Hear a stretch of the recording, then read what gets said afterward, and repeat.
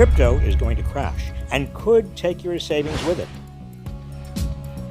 In June 2022, Bitcoin dropped over 30% to its lowest value since December 2020, and Ethereum, the second most valuable cryptocurrency, fell about 35%. Terra USD, a so-called stable coin, also collapsed when its underlying cryptocurrency, Luna, lost 97% of its value in just 24 hours, apparently destroying some investors' life savings.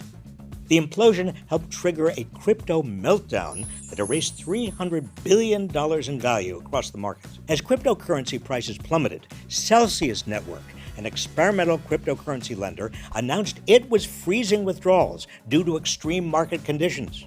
Now, these crypto crashes and freezes have fueled worries that the complex crypto banking and lending system is on the brink of ruin. But this crash shouldn't surprise anyone familiar with the industry, or anyone who remembers the financial crashes of 1929 and 2008. Let me explain.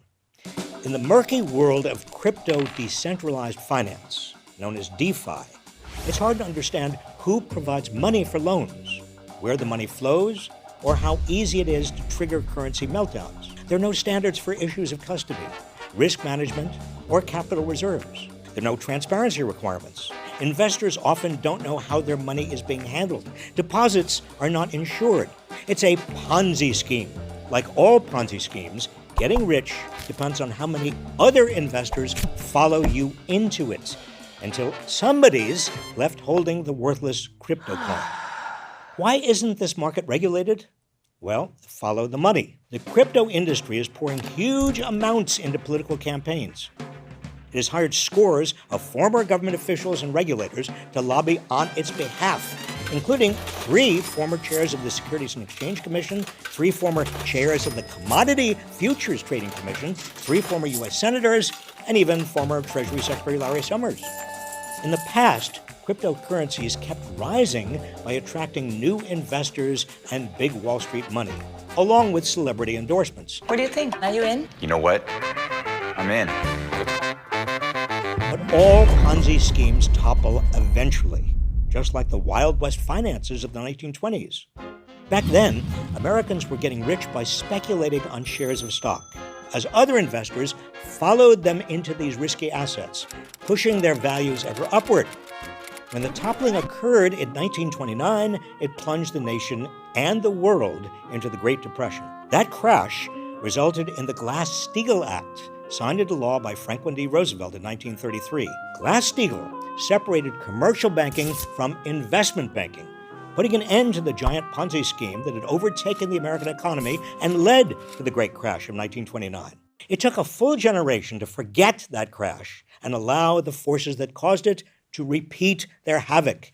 By the mid-1980s, as the stock market soared, speculators noticed they could make even more money if they gambled with other people's money, as speculators did in the 1920s. They pushed Congress to deregulate Wall Street, arguing that the United States financial sector would otherwise lose its competitive standing internationally. The final blow was in 1999, when the Clinton administration succumbed to intensive lobbying and ditched what remained of Glass-Steagall.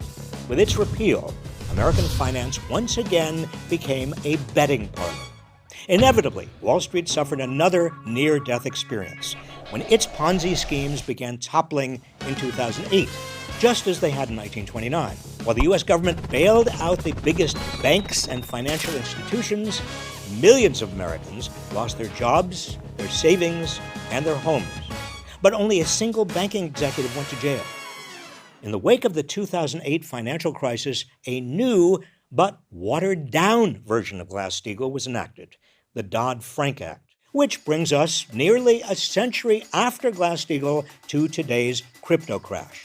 If we should have learned anything from the crashes of 1929 and 2008, it's that regulation of financial markets is essential. Otherwise, they turn into Ponzi schemes, leaving small investors with nothing and endangering the entire economy.